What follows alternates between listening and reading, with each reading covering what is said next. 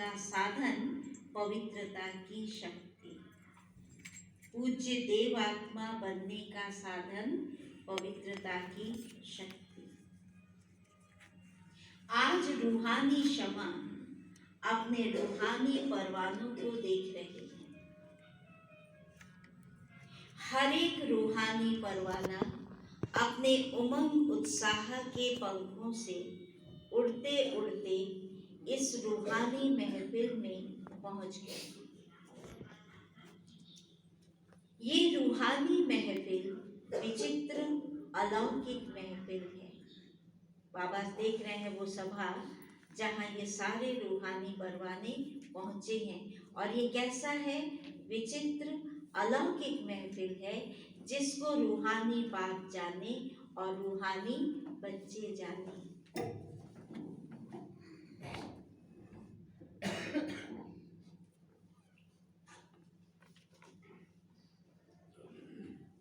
इस रूहानी आकर्षण के आगे माया की अनेक प्रकार के आकर्षण तुच्छ लगते हैं, असार अनुभव होती है। ये रूहानी आकर्षण सदा के लिए वर्तमान और भविष्य अनेक जन्मों के लिए हर्षित बनाने वाली है।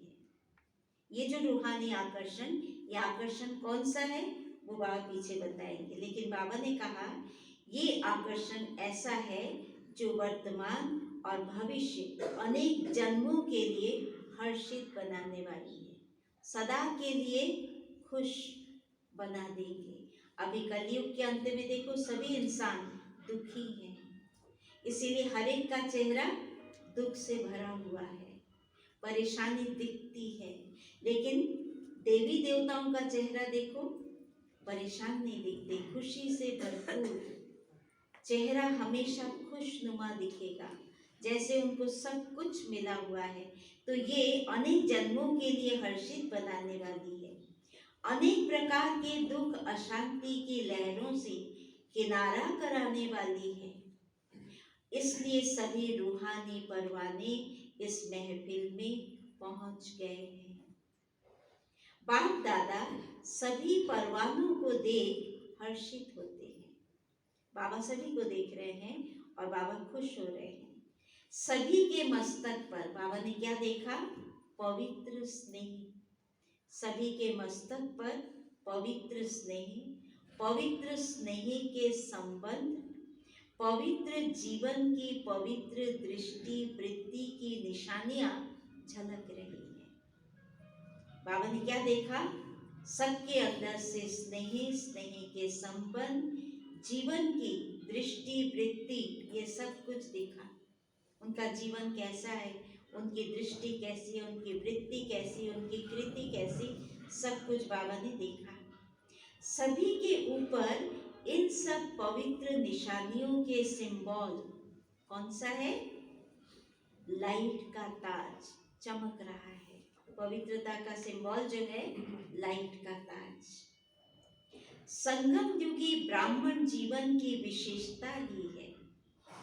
देखो ये लाइट का ताज भविष्य नई दुनिया में नहीं होगा, कोई देवताओं के माथे के पीछे कोई ताज नहीं, लेकिन अभी वो ओरा अभी दिखेगा। जो हमने पवित्रता की धारणा की वो पवित्रता का ओरा अभी ही दिखेगा। इसको कहते हैं लाइट का ताज। संगम युगी ब्राह्मण जीवन की विशेषता है पवित्रता की निशानी, ये लाइट का ताज जो हर ब्राह्मण आत्मा को बाप द्वारा प्राप्त होता है। हर एक को इस समय बाबा के द्वारा मिला हुआ है। महान आत्मा, परमात्म भाग्यवान आत्मा, ऊंची ते ऊंची आत्मा की ये ताज निशानी है। हम सब कौन है? ऊंची ते ऊंची आत्मा है, और ये निशानी है ताज। तो आप सभी ऐसे ताजधारी बने हो। बाप पूछ रहे हैं आप सभी ऐसे ताजधारी बने हो।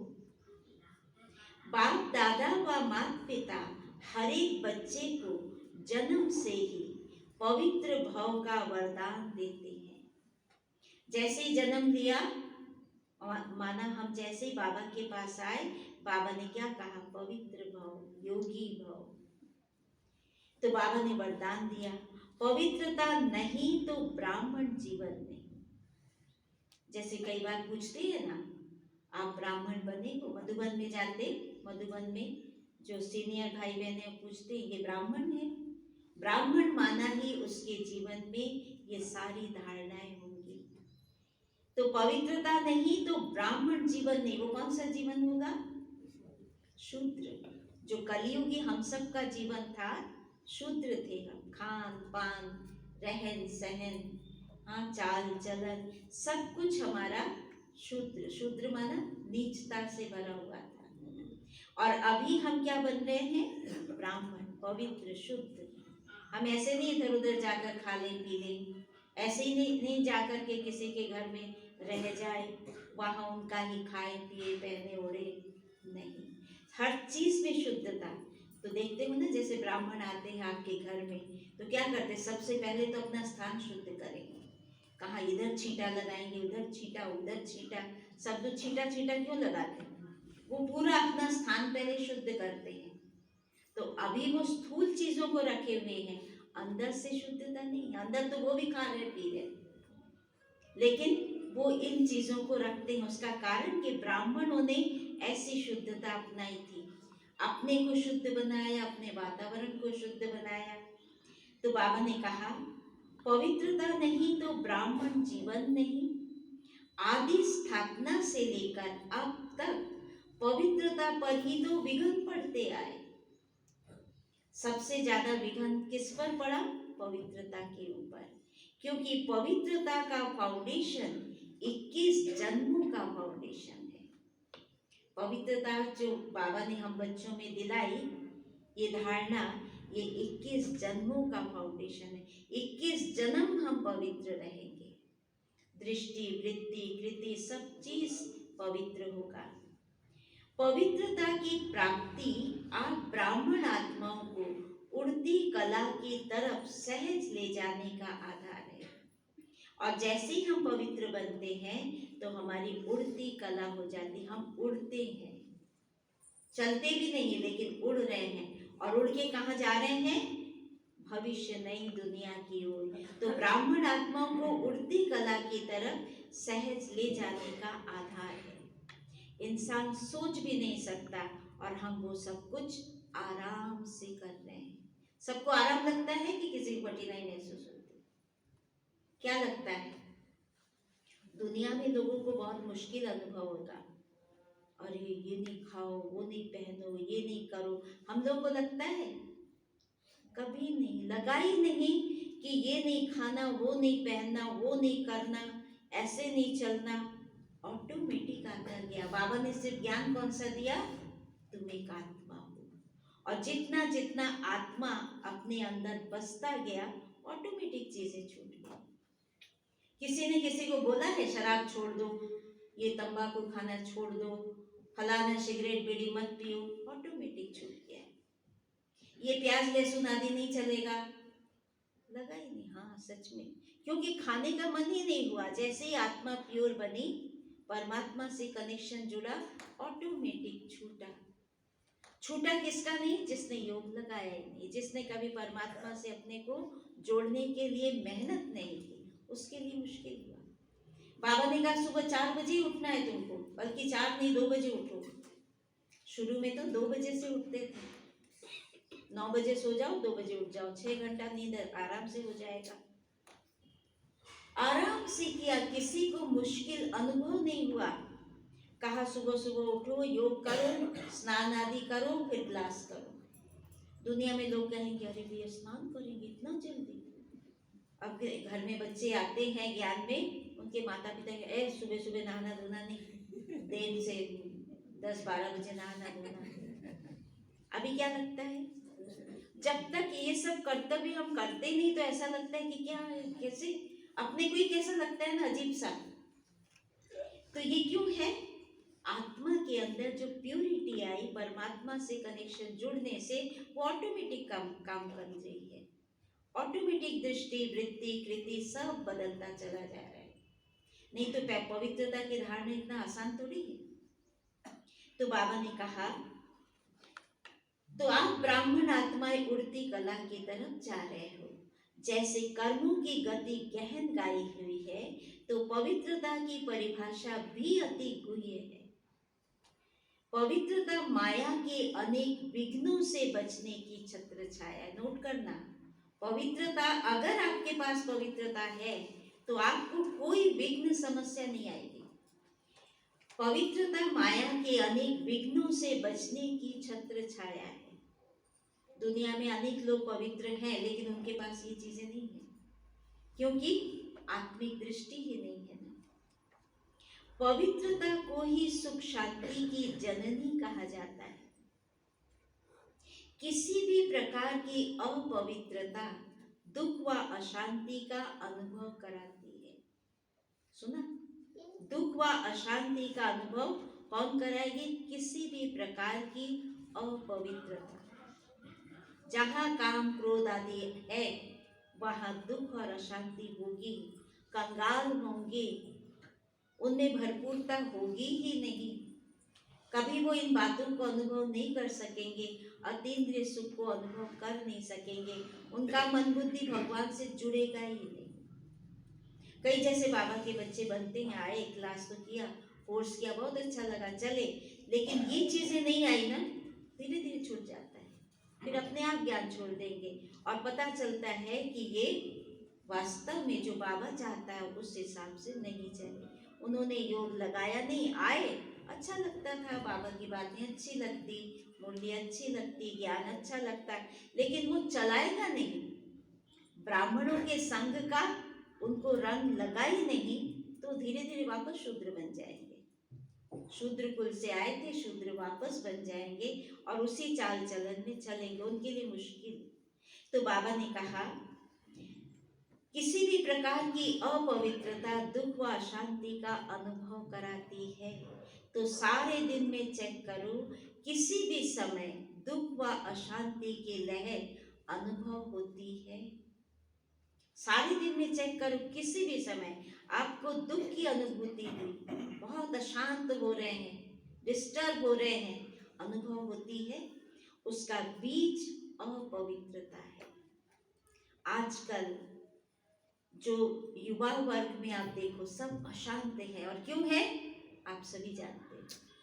गर्लफ्रेंड, बॉयफ्रेंड, ये वो, होटल, ये सब करेंगे तो वो कहाँ सुखी रह पाएंगे।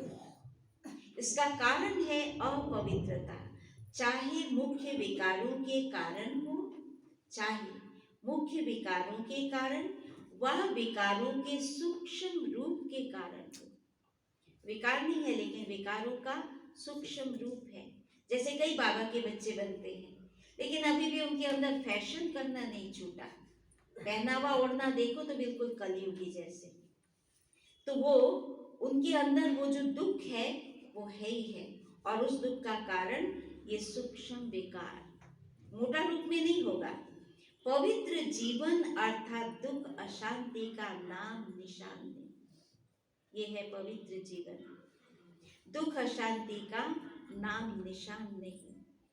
किसी भी कारण से दुख का जरा भी अनुभव होता है तो संपूर्ण पवित्रता की कमी है। सुना पवित्रता की शक्ति कितना बड़ा है। किसी भी कारण से दुख का जरा भी अनुभव होता है तो संपूर्ण पवित्रता नहीं है। कुछ किए हैं, कुछ नहीं है। पवित्र जीवन अर्थात बाप दादा द्वारा प्राप्त हुई वरदानी जीवन। आजकल कुमार कुमारी को भी पवित्र ही कहेंगे, अभी वो गृहस्थी बने नहीं, लेकिन उनके अंदर का संकल्प, उनके अंदर का आचार व्यवहार सब अपवित्र है। इसीलिए बाबा ने कहा, आप बच्चों ने पवित्रता को कैसे धारण की? पवित्र जीवन अर्थात बाप दादा द्वारा प्राप्त हुई वरदानी जीवन है। जिसने भगवान के द्वारा पवित्रता को अपनाया है वो जीवन बाबा को चाहिए। ब्राह्मणों के संकल्प में देखो, ब्राह्मणों का संकल्प, ब्राह्मणों के संकल्प में व मुख में ये शब्द कभी नहीं होना चाहिए कि इस बात के कारण व इस व्यक्ति के व्यवहार के कारण मुझे दुख होता है। सुना, ये अपवित्रता। मुझे इस व्यक्ति के व्यवहार के कारण दुख हुआ, मुझे इस चीज की अप्राप्ति हुई तो मुझे दुख हुआ। तो बाबा ने कहा उनके मुख में ये संकल्प में भी नहीं होगा, उनके मुख से नहीं निकलेगा कि इसके कारण मुझे दुख होता है। कभी साधारण रीति में ऐसे बोल बोल भी देते या अनुभव भी करते, कभी साधारण में ऐसा बोल भी देते। ये पवित्र ब्राह्मण जीवन के बोल नहीं है जो बाबा को सुनाई देता है। कई बाबा के बच्चे ऐसे बोल देते हैं, तो बाबा ने कहा ये ब्राह्मण जीवन के बोल नहीं। आपको दुख कैसे हुआ?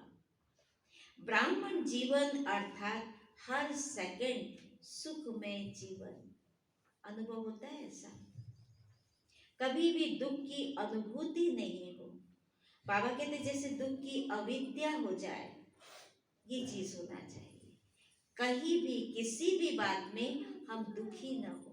बातें तो आएंगी, कलयुग है, हम जिनके साथ रहते हैं वो सभी कलयुगी हैं।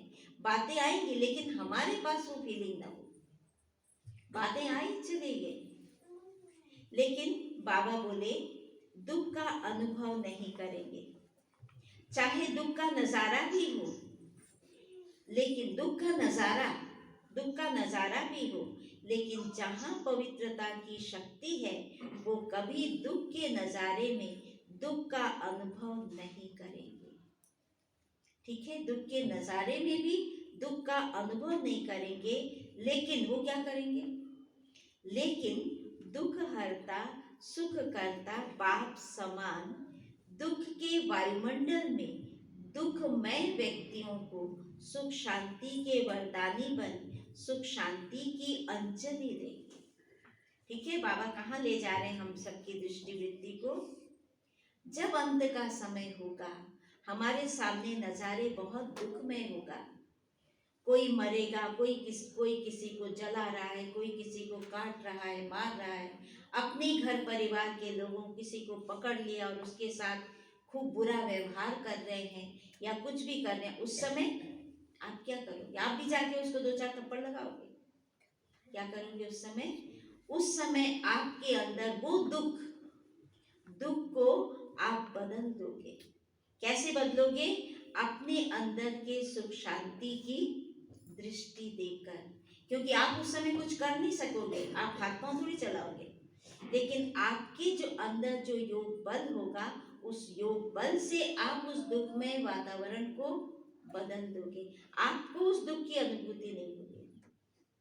अगर आपको दुख की अनुभूति हो जाए तो आप भी क्या कहोगे? हाय नहीं, हाय कहे कि आप वहीं खत्म, आपका भी काम खत्म हो गया।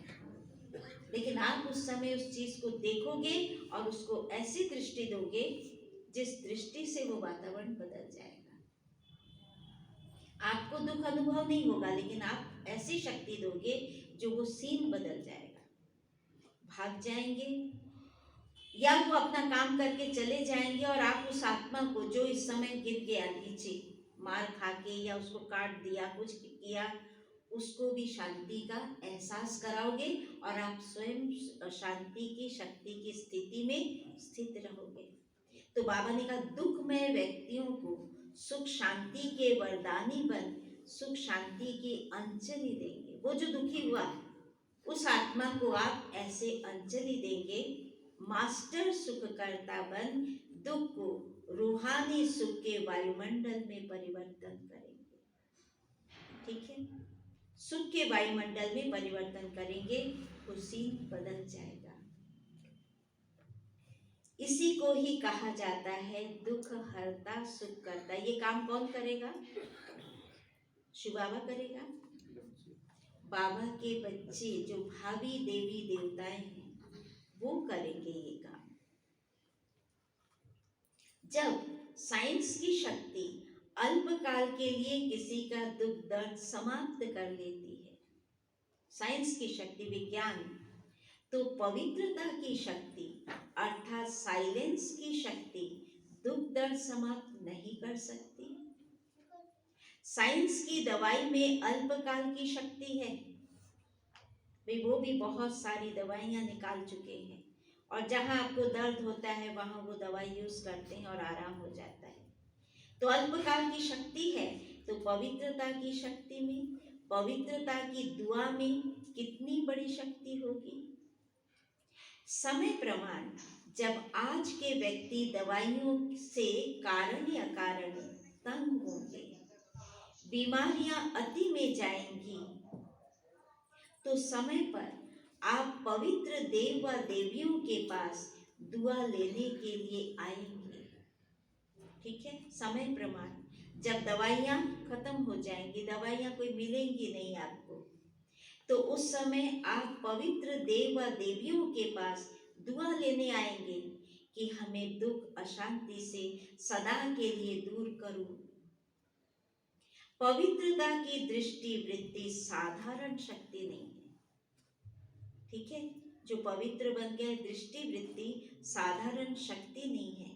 ये थोड़े समय की शक्तिशाली दृष्टि व वृत्ति सदा काल की प्राप्ति कराने वाली है। थोड़े समय के लिए दृष्टि वृत्ति सदा काल की प्राप्ति कराने वाली है। जैसे अभी जिस्मानी डॉक्टर्स और जिस्मानी हॉस्पिटल्स समय प्रति समय बढ़ते भी जाते हैं, फिर भी डॉक्टर्स को फुर्सत नहीं। हॉस्पिटल बढ़ गए, डॉक्टर को फुर्सत नहीं, हॉस्पिटल में स्थान नहीं, रोगियों की सदा ही क्यू लगी हुई होती है। ऐसे आगे चल हॉस्पिटल्स व डॉक्टर्स पास जाने का, दवाई करने का चाहते हुए भी जा नहीं सकेंगे। आपको बहुत तकलीफ है, लेकिन आप डॉक्टर के पास जा नहीं सकते, दवाई मिल नहीं सकती। मेजॉरिटी निराश हो जाएंगे, तो उस समय क्या करेंगे? ऐसे समय पर तो कई लोग सुसाइड कर लेंगे, तकलीफ सहन नहीं हो रही है, चलो जहर खाओ, खत्म हो जाओ, आग में कूद जाओ, पानी में डूब जाओ, यही करेंगे कुछ लोग। तो निराश हो जाएंगे तो क्या करेंगे? जब दवा से निराश होंगे तो फिर कहाँ जाएंगे? आप लोगों के पास भी क्यों लगेगी। जैसे अभी आपके व बाप के जड़ चित्रों के सामने, आपके जड़ चित्र और बाप के जड़ चित्रों के सामने ओ दयालु दया करो कहकर दया व दुआ मांगते रहते हैं, ऐसे आप चैतन्य पवित्र पूज्य आत्माओं के पास, ओ पवित्र देवियों व पवित्र देव हमारे ऊपर दया करो, ये मांगने के लिए आएंगे। ऐसे लास्ट समय पर ऐसे आपके पास मांगने के लिए आएंगे।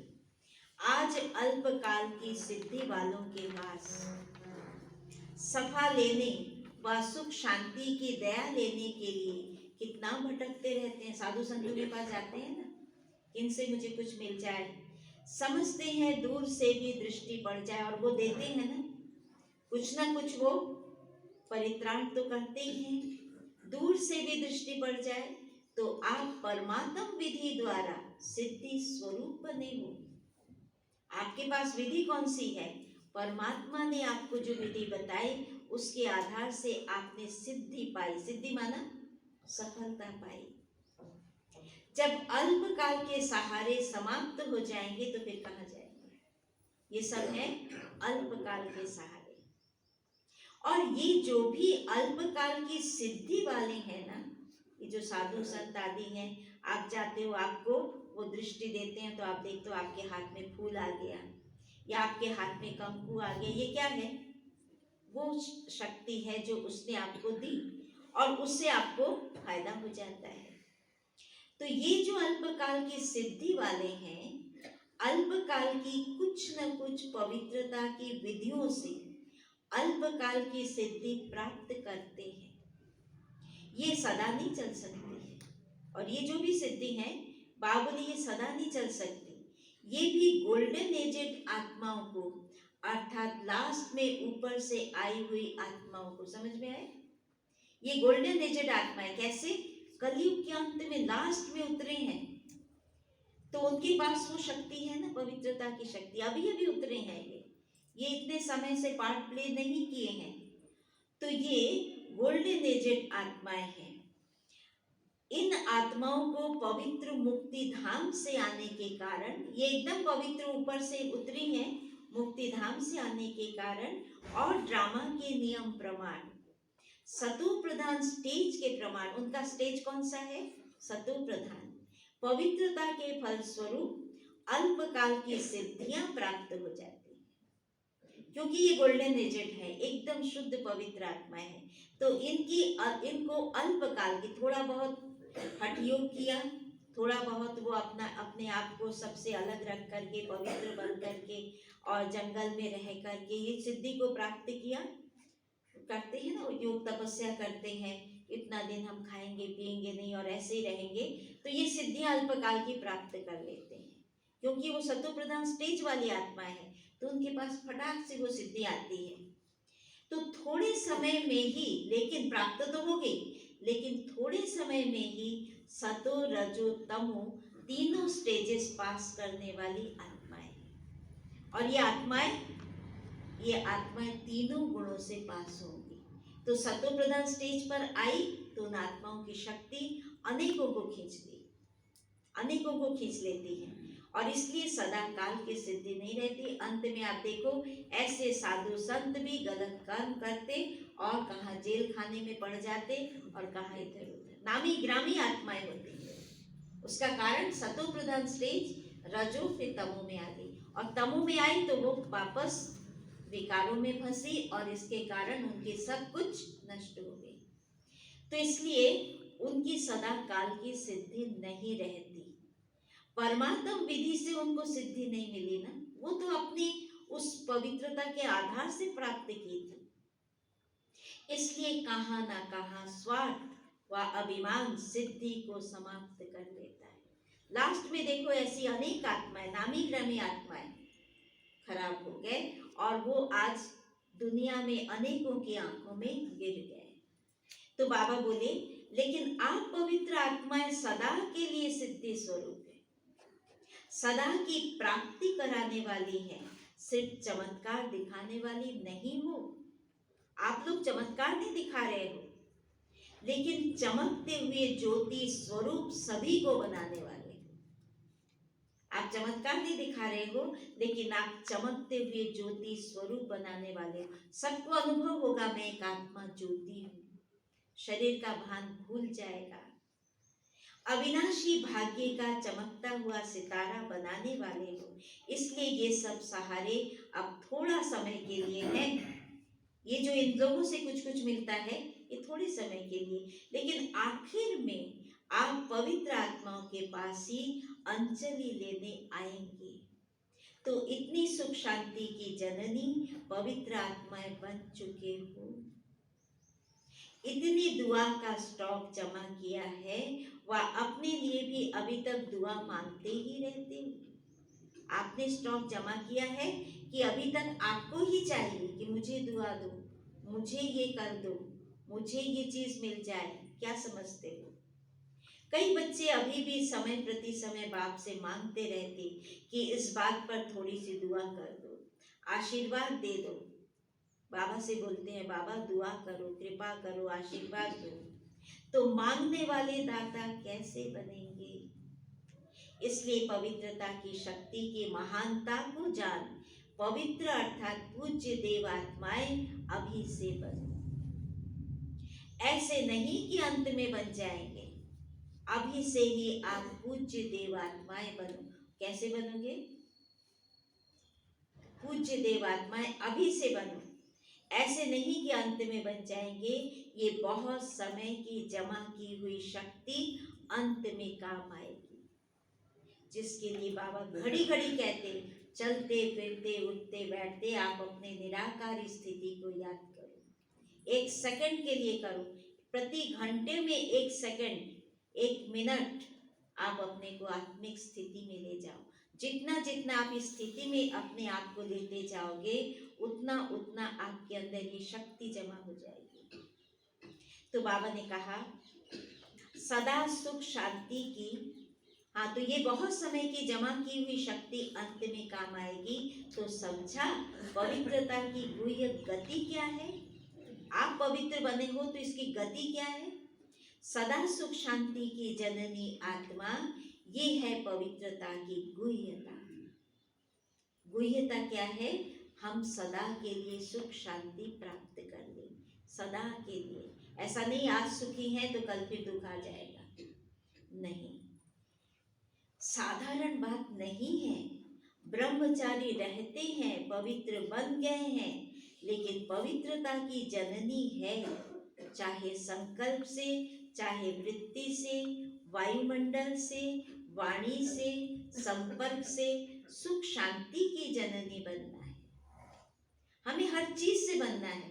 ऐसा नहीं हम तो ब्रह्मचारी हैं, नहीं, हमें संकल्प से भी पवित्र बनना है, हमें अपनी वृत्ति से भी पवित्र बनना है, वायुमंडल से भी पवित्र।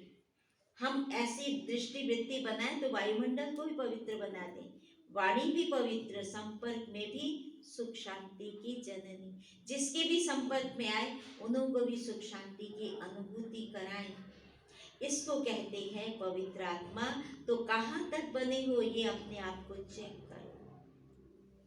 अच्छा, आज तो बहुत आ गए हैं। जैसे पानी का बांध टूट जाता है तो ये कायदे का बांध तोड़ कर आ गए हैं। सुना, भगवान को भी कायदा को भी नहीं मानना ये भगवान को पसंद नहीं, लेकिन फिर भी बात है ना, क्या करेगा। तो बांध, कायदे का बांध तोड़कर आ गए। बस बताते हैं ना, इतने ही आना, इससे आगे नहीं आना, परंतु पहुंच जाते हैं। ठीक है, बोला है, बोलने तो हम पहुंच जाएंगे तो रखेंगे ही ना, आखिर हमको फेंक थोड़ी देंगे, आखिर हमको कुछ ना कुछ व्यवस्था तो करेंगे। तो कायदे का बांध तोड़कर आ गए हैं, फिर भी कायदे में फायदा तो है ही, कायदे में फायदा है। जो कायदे से आते उन्हों को ज्यादा मिलता है। देखा, बाबा ने ये भी बता दिया कि आपको कुछ नहीं मिलेगा, आप अगर ऐसे आए हो ना, मिलना नहीं है आपको, उन्हों को ज्यादा मिलता है। और जो लहर में लहरा कर आते हैं तो समय प्रमाण फिर इतना ही मिलेगा, इतना ही, जिसको यथाशक्ति कहते हैं ना। फिर भी देखो, बंधन मुक्त बाप दादा भी बंधन में आता है। बंधन मुक्त भगवान, उसको कौन बांध सकता है, लेकिन वो बंधन में आता है ना। और ये स्नेह का बंधन है, स्नेह के साथ समय का भी बंधन है, शरीर का भी बंधन है, लेकिन प्यारा बंधन है। देखो, भगवान को भी शरीर में बंधा हुआ है, शरीर के साथ समय का भी बंधन, कि इतने समय तक ही तुम शरीर में रह सकते हो, लेकिन प्यारा बंधन है, इसलिए बंधन में होते भी आजाद हैं। बाप दादा तो कहेंगे भले पधारे, अपने घर पहुंच गए हो। देखा, बता भी दिया और ये भी बता दिया कि भले पधारे, घर में पहुंचे हो।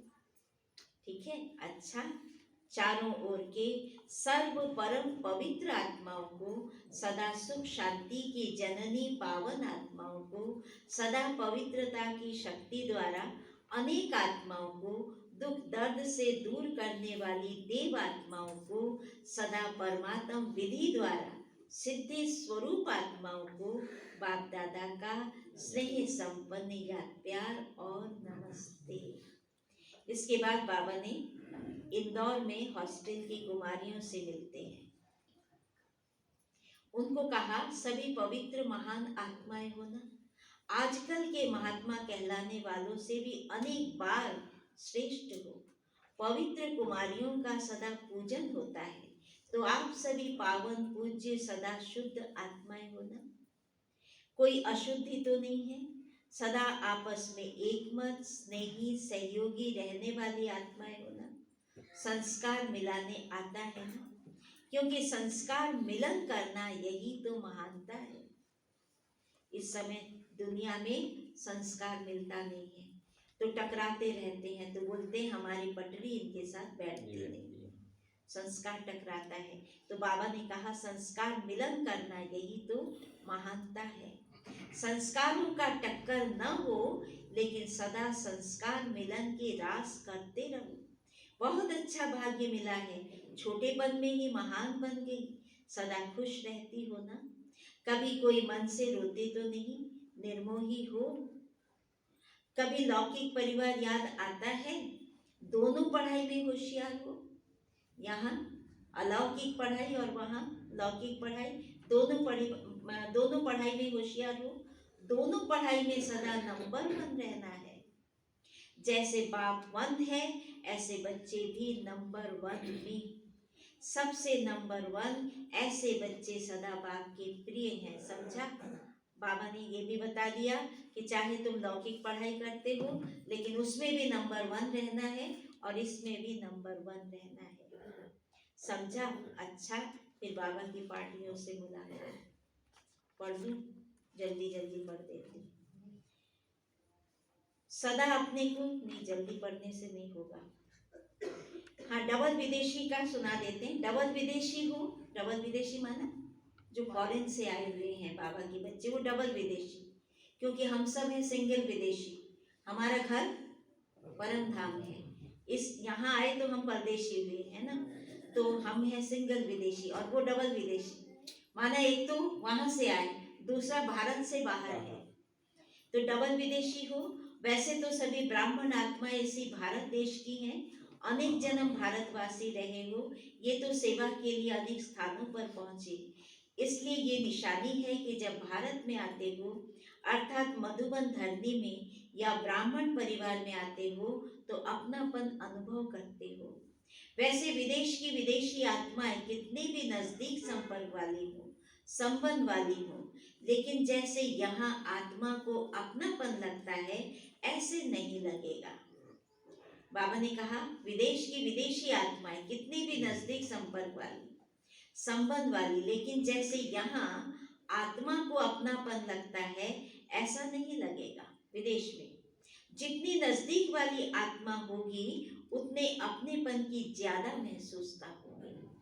जितनी नजदीक वाली आत्मा, उनको यहाँ भी उतना ही अपनापन महसूस होगा। नहीं तो विदेश की आत्मा यहाँ आएंगे तो उनको अपनापन थोड़ी लगता है, उनको लगता है हम कोई दूसरी जगह पर टूरिस्ट बन के आए। लेकिन इनको क्या लगता है, ये मेरा अपना घर है। वो कहीं घूमने फिरने नहीं जाते, उनको इच्छा ही नहीं, उनको तो पकड़ के भेजते हैं, जाओ ये भी देखाओ। लोगों को कैसे कहोगे भारत गए थे, जाओ महाकाल दर्शन करो, जाओ फलानी जगह वो अम्बे माता को देख के आओ। उनको जबरदस्ती भेजते नहीं, लेकिन वो जाते नहीं है। तो उनको ये खींचता है अपनापन। जितनी नजदीक वाली आत्मा, उतना ही अपनेपन की ज्यादा महसूसता होगी। सोचना नहीं पड़ेगा कि मैं था या मैं हो सकता हूँ। हर एक स्थूल वस्तु भी अति प्यारी लगेगी। जैसे कोई अपनी चीज होती है ना, अपनी चीज सदा प्यारी लगती है, तो ये निशानियां हैं।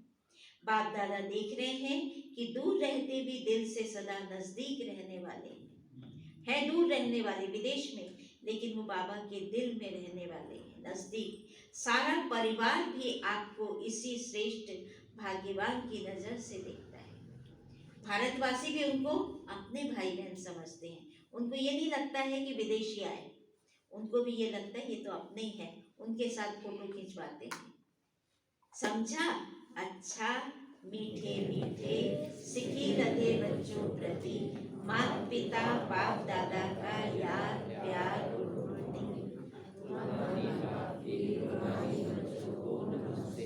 रूहानी बच्चों की रूहानी बाप को नमस्ते। ठीक है।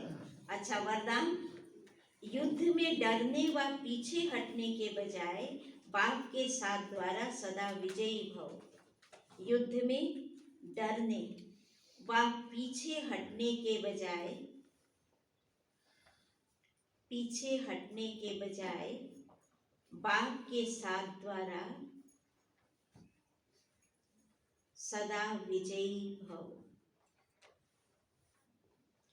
डिटेल है, सेना में युद्ध करने वाले जो योद्धे होते हैं, सेना में युद्ध करने वाले जो योद्धे होते हैं, उन्हों का स्लोगन होता कि हारना व पीछे लौटना कमजोरों का काम है। उन्हों का स्लोगन होता कि हारना व पीछे लौटना कमजोरों का काम है। योद्धा अर्थात मरना और मारना, योद्धा अर्थात मरना और मारना। आप भी रूहानी योद्धे आप भी रूहानी योद्धे, डरने व पीछे हटने वाले नहीं। आप भी रूहानी योद्धे, डरने व पीछे हटने वाले नहीं, सदा आगे बढ़ते विजयी बनने वाले हो। सदा आगे बढ़ते विजयी बनने वाले हो।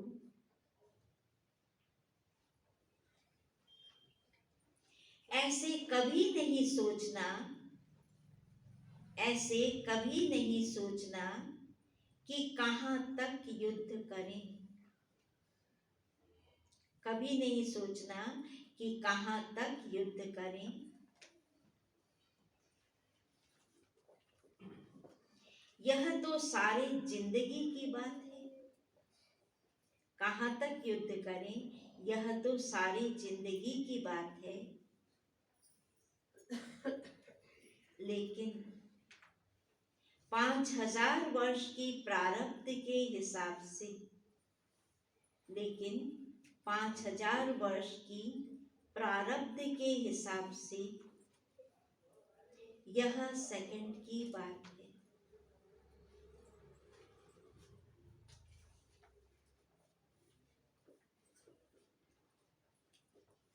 प्रारब्ध के हिसाब से यह सेकंड की बात है। सिर्फ विशाल बुद्धि बनकर, सिर्फ विशाल बुद्धि बनकर बेहद के हिसाब से देखो।